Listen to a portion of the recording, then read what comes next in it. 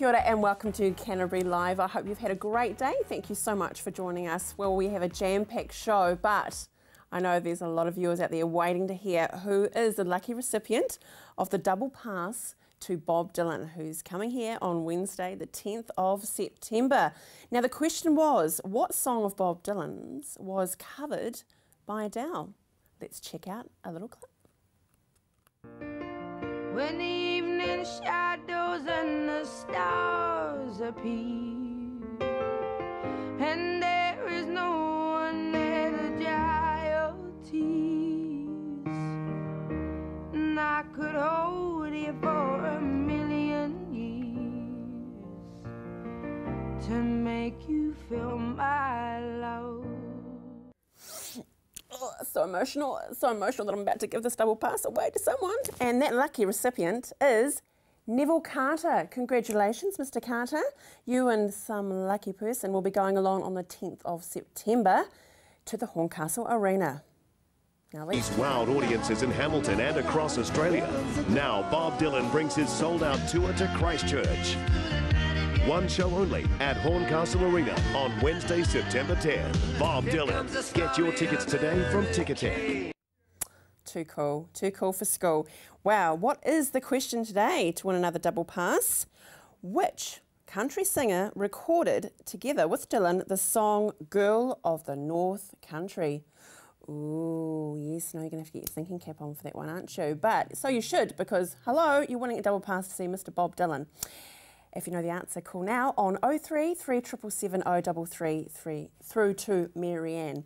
Well, as I did promise, we have a jam-packed show with three wonderful authors. We're going from Oregon to Governor's Bay and back to New York. Amazing. But also within the show, we're with Millers. Remember Millers? We've been going through the whole history. Well, now we've hit the 1980s.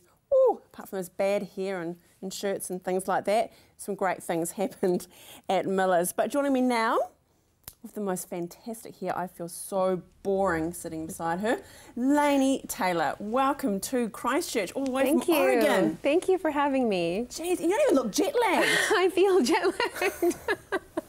Crikey, and you literally jumped on your jet. You got a gorgeous necklace we were admiring around there. Hey, you have a most amazing trilogy, and for the viewers at home, can you please explain to us exactly what the trilogy is about? Sort of. Sort of, kind of? The Daughter of Smoke and Bone trilogy is the story of an art student in Prague. Her name is Karu, and she has blue hair that grows out of her head that color. Wish fulfillment, I guess. And she has a secret double life doing errands for her foster father, who isn't human, and he's sort of a monster, and he deals in teeth with all kinds of the worst sort of humans, poachers, grave robbers, hunters, and he sends her on errands as well, and she doesn't know what he does with the teeth, and there's a lot of things she doesn't know, how she came to be raised by monsters. And over the course of the series, which is now complete, she finds out the answers to these questions, and it turns out to be really a lot bigger than I imagined at the beginning, and involving an otherworldly war that's been going on for 1,000 years. And the key word, imagine. So I have to ask this, how do you imagine that plot and that story, that storyline? I didn't set out, I didn't imagine it in advance. It was a very spontaneous, which is not my usual way of working. It was something that arose in the moment, and then I followed this path that ended up taking me 5 years, you know, into this story. At the beginning, I had no idea what it was. I just had a couple of characters who fascinated me, and that was, I had no idea what I was getting myself into. It just took you away. And your fans are so passionate though, aren't they? They're wonderful. And they've gone to quite a lot, well, extremes really, to show you how much they love your books. Can you tell us about that? Well, there's a lot of great iconic, or fun iconic imagery in the books that I didn't really think about at the time of writing, but that have been great for fan cosplay. And so characters will dress up as fans will dress up as the characters and dye their hair blue. But I think one of the funnest things is the tattoos, actual real tattoos that fans have been getting, a lot of wishbone tattoos, teeth, quotes. Once upon a time, an angel and a devil fell in love is one of them, or do the thing, kill the monster, save the world. There's also eyes on the hands is one of them. So yeah, that's so flattering. A lot of different tattoos. Yeah, I started a gallery. Here's one thing, you can change it, but to adorn your body, it's the amazing. most flattering thing. It's amazing every time I find out. It's so cool. Now, one thing, what's one piece of advice you'd give though to say authors that are starting out and they're thinking they enjoy the whole realm of fantasy writing? What would you suggest they do? Well, I think for young writers, I have a lot of advice, but to sort of pare it down, I would say if you want to have a creative career, whether it's writing, art, music, you have to devote everything to it. I would say to the probably mortification of parents who are listening, don't have a backup plan. You have to put your whole heart into it. You can go to law school when you're 30 if you decide. Don't do it now. Everyone I know who had a backup plan is living their backup plan. If you want to be a writer, be a writer. From now until, as long as it takes. So following your heart, okay, rather than your head. I like that. That's cool. So you're appearing with Elizabeth Knox in your session on Sunday. Have you read any of her books? Yes, I've read a lot of her books. She's one of my favourite writers. So I haven't met her yet. I'm very excited. So that is so cool. Yeah. We're actually hearing a lot of that through the festival. People that actually have, it's through great. different synergies are coming together. Yeah, I mean, sometimes in the States we'll get to meet. I'm more commonly, in the path of other American writers, but to actually get over here, it's a completely different set of people. So it's cool. Great. What's next? I'm working on a few books right now. One science. A few? Well, mostly one. I sort of every once in a while indulge in the cheating on the one book with the other, I guess. But mostly I'm writing a science fiction book set in 1860s New York City. It's very different. How exciting! I just love it that you just escape. Is that what writing is for you? Is it? Well, I mean, yes and no. It doesn't. It feels like work. It doesn't necessarily always feel like escape, but it is this ability to. I think life is great. Real life is great, but it is you choose a path, and then it sort of excludes every other path you may have taken. And by reading and writing, we get to live as many lives as we want. So I love that. We can live as many lives we like. I really like that. Thank you so much for joining us. And enjoy Canterbury while you're here. I'm sure I will. Keep safe and enjoy the rest of the festival. Thank you so much. Beautiful to meet you. Thank you. Now stay with us because after the break we meet Coral Atkinson.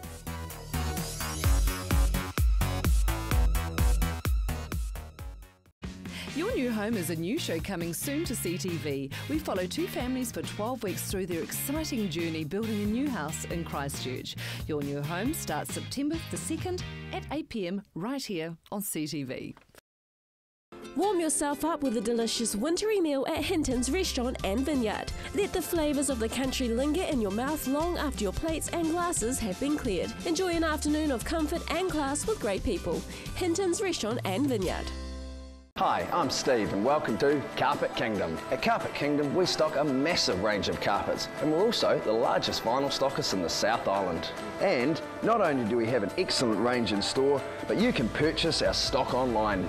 We offer free measuring quotes, we have our own installation team, we ship nationwide, so come on down and see us at Carpet Kingdom. 312 Wilsons Road in Waltham, just off Brougham Street, or visit us online at carpetkingdom.co.nz. My son's helped me greatly with my independence now that I've got more mobility. Mum, I've been looking into stand assist chairs from More Mobility. They recline back with a footrest, then when you want to get out of them, they stand you up. You can even sleep on them. More Mobility can bring one out for a free trial. There's even electric beds too. What do you think? For more range and more expert advice, see More Mobility, corner Clarence and Princess Streets off Blenheim Road. What a difference more mobility makes. Action Removals, offering short or long-term storage facilities, full packing services, comprehensive rates, all fully insured and with 6 vehicle sizes to choose from. Earthquake repairs? Action Removals pack, move, store and return your valuable possessions stress-free. Action Removals, a family business that has been operating in Christchurch for over 10 years. Action Removals, your one-stop removal service on time, every time. 0800 222 526. Red and Black Sports match of the day in the Press Cup this week. It's on our screen, Sunday 12:30, 5:30 replay on the day and 7 o'clock next Thursday night. Catch the match.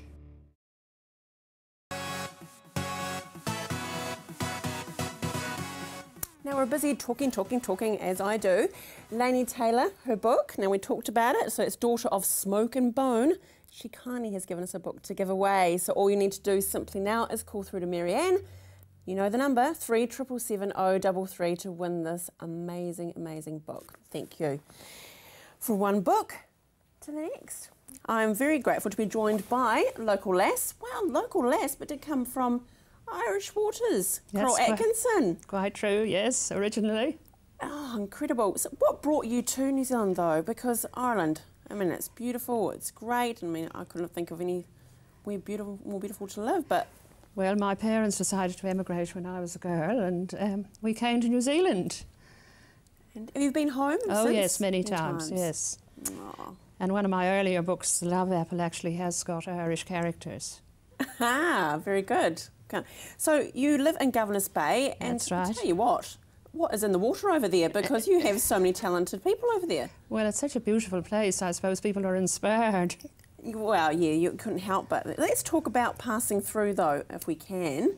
What is the story about? Because it has a bit of a, I don't know, a sixth sense, a bit of a ghosty feel about it, doesn't it? Well, that's quite true. Passing Through deals with spiritualists and spiritualism. It takes place after the First World War in Christchurch and Lyttelton and the Banks Peninsula. It deals with a man who is a fraudulent medium. That is, that he declares that he can actually have conversations with the dead, and he meets a young woman who actually is a real, genuine medium. And they go into partnership, and this has all sorts of ramifications. It brings in a war widow who, of course, is very keen to make contact with her husband, and a genuine young man who's been in the war and suffered from what we would now call post-traumatic stress syndrome, but then was called being shell-shocked. And these characters are all sort of united in this situation of loss and, I suppose you'd say, love for some of them. Yeah. I'm very interested in the whole question of what happens after a major event, and I think all of us in Christchurch are very aware of what happens in Christchurch or what has happened after the earthquakes. Exactly. Spiritually, that's right, when you have that loss of life and so forth. But and you're appearing on a panel to talk about historical ghost stories on Sunday. Is that right? That's right. I'm very fortunate to be appearing with Diane Setterfield and Rosetta Allen, both of whom have been well known for writing more ghost and gothic type stories. My novel is not really a ghost story as such. Ghosts tend to appear without actually people conjuring them up, whereas mine is about people who make the real effort to make contact with people who have died. Yeah. Have you experienced that yourself? Well, experience is difficult to define, I suppose. I think most people have had experiences that have never been really properly explained, but that doesn't necessarily say that you can say, yes, I've had this experience with spirits or whatever. My feeling is that there are probably lots of things we don't really still understand. I mean, if you look back in the past, for instance, electricity was something that was obviously always around, but people didn't know what it was. And I think that there's probably areas in the terms of the paranormal that's exactly like that there are things that we still really haven't fathomed. No, that's right. And how have you found, it was one thing, congratulations on actually writing the book, but normally you would have a publisher, but you've actually self-published your book. Well, my previous two historical novels were published by Random House, and with this one I think I'm in an unusual situation because I do actually work with the Whitireia Polytechnic publishing course, and the students each year do work and help with various real publications, and they actually, some of the students did work on this book, so they did the editing, and they also worked closely with the illustrator who did the cover, and the cover is very beautiful.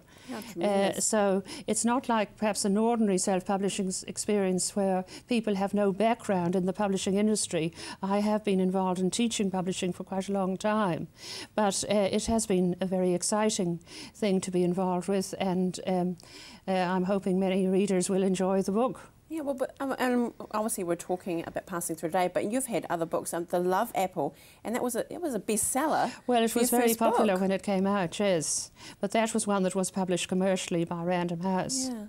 But it's amazing. So what's next? I mean, crikey, I mean, it's been so busy, but do you have anything in the pipeline? Well, I've got some ideas, but I always think that if you talk about ideas too soon, you sometimes find they've evaporated. So all I can say is... Bit like a ghost, really. A bit like a ghost. So all I can say is, yes, I do have some ideas, but at the moment they are under wraps, shall we say. Under mummy wraps, maybe. Under mummy wraps, exactly. And what are you looking forward to in the festival for yourself? Well, I'm particularly interested actually in meeting Diane Setterfield and also Rosetta Allen, because they are two women writers who are working in areas that are rather similar to what I've been doing, and it's always lovely to meet with people who have some similar experience. We're going to be on a panel together, as you probably know, so it'll be most interesting to hear what they've got to say. It's great. It's like a sisterhood. Thank you so much, Coral, for joining us today, and congratulations on the book, and thank you for giving us one of the books to give away. Yes, Marianne, she's a busy lady. I will tell you what, she's making her work today. Just call through 3777 033 to win Passing Through by Coral Atkinson. Stay with us after the break. We head to New York.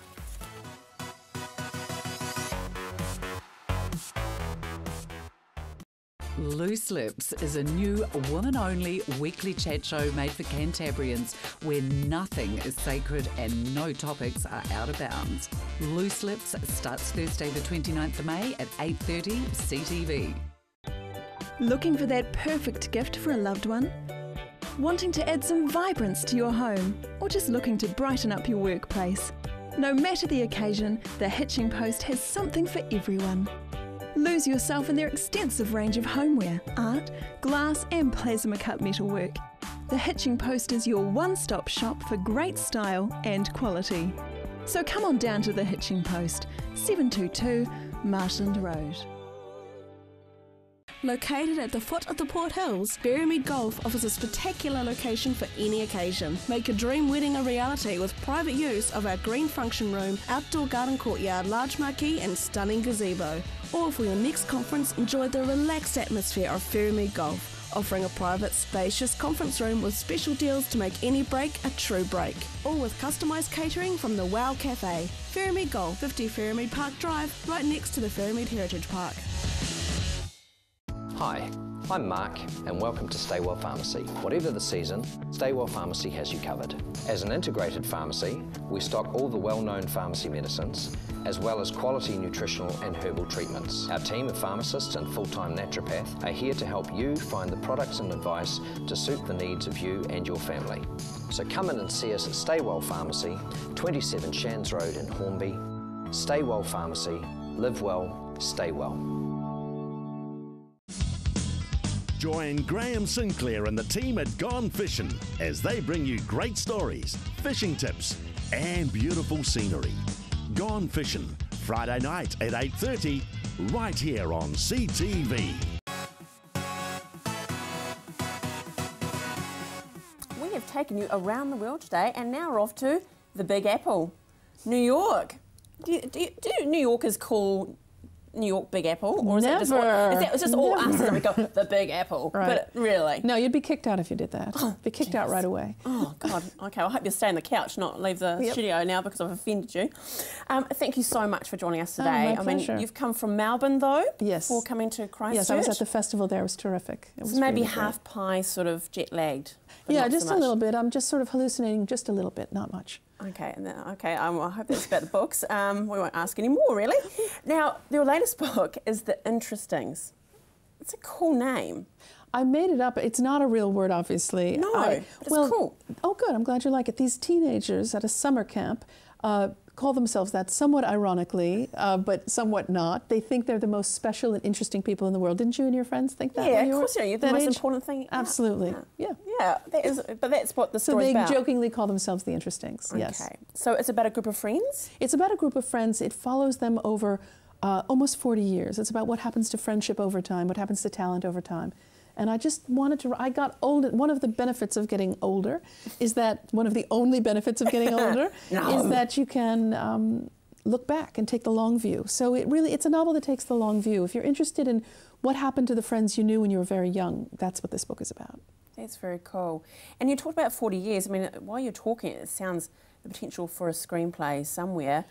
but not well, when it has been optioned for a television series in the States, so we'll see what happens. I think the only thing that's difficult when the characters age is that bad makeup that they do with aging characters. Yeah. The nose gets wider or whatever it is. But I think that I'm excited about it. I hope it happens. Well, one ageless beauty, Glenn Close. I'm a little bit excited that apparently there is talks underway to make one of your books, your earlier novels, The Wife, made into a film. How flattering is that? It's incredible. I'm very excited. She's someone I've always loved. She's so talented. She's so smart. And the Wife is about the wife of a famous writer.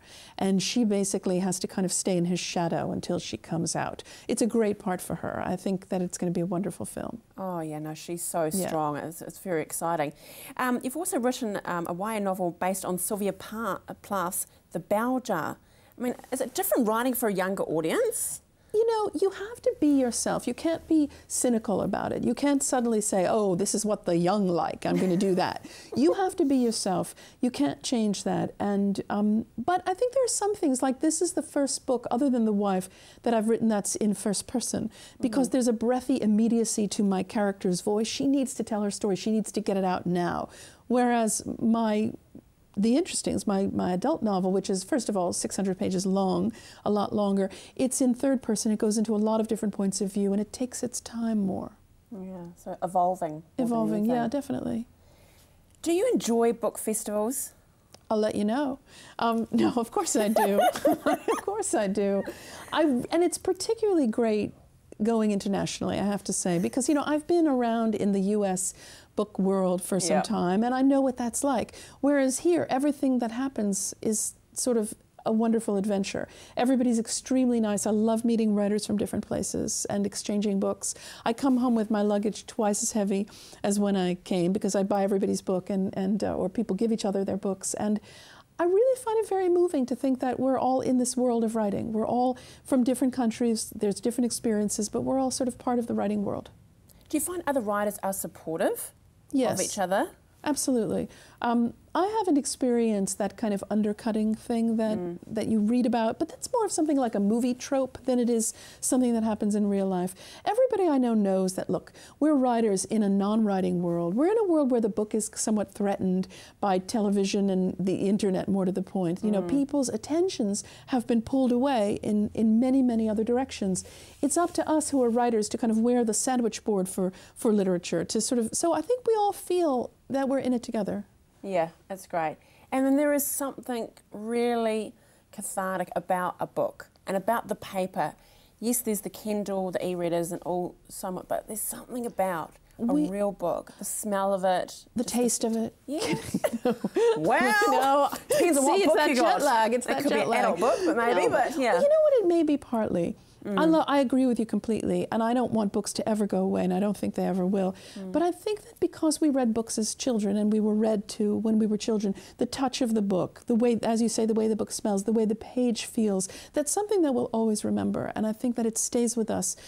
Being read to stays with you when you read to yourself. Oh, thank you. It's been an absolute pleasure meeting you, Meg, and thank you for joining us today on Canterbury Live.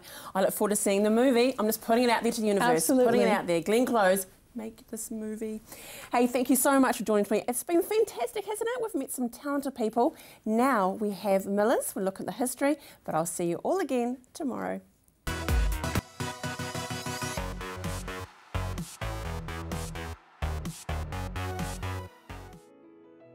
Millers was the first company in New Zealand to offer a mobile furnishing consultation service after Reginald Miller pioneered the concept in 1980. The creation of Dial a Curtain saw Millers send out 2 vans to the homes of their customers who were unable to come into the Cashel Street complex. Customers were offered a free consultation, measure and quote in their own home with no obligations. The idea was so popular that a number of other operators in New Zealand were interested in what we were doing, so we passed over the know-how to people in Wellington, Palmerston North, Hamilton and Auckland. And then a little later to a company that took over, Mace Brothers in Sydney, and also a firm in Brisbane. So the whole concept became very popular and gave people a service into the home which they'd never had before. In 1986, Jeff Beaumont Miller joined Miller's after having gained a wealth of manufacturing and retail knowledge. Yes, in the early days when Jeff came into the company, I gave him the opportunity of working in our Worcester mill for something like 12 months, and he worked his way around most of the machinery there. He got no privileges. He had to work like anybody else. He then had a period of training out at the clothing factory in Wairaki Road and gained a lot of experience there. During the time at the mill, he also did the course from the Gordon Institute in Geelong on textiles. So overall, he had a very sound knowledge of the industry, both from a technical point of view and from a normal trading point of view. And it was something that I was very proud of, to see him take over the company in Blenheim Road. During this time, Reginald Miller was in England studying successful shed operations, and after coming to the conclusion that they too could work here in Christchurch, a year later in 1987, Miller's Decorator World opened in Blenheim Road. Miller's goal with the launch of the Blenheim Road store was serving the public to the best advantage by the use of every modern facility for the economical production and distribution of goods.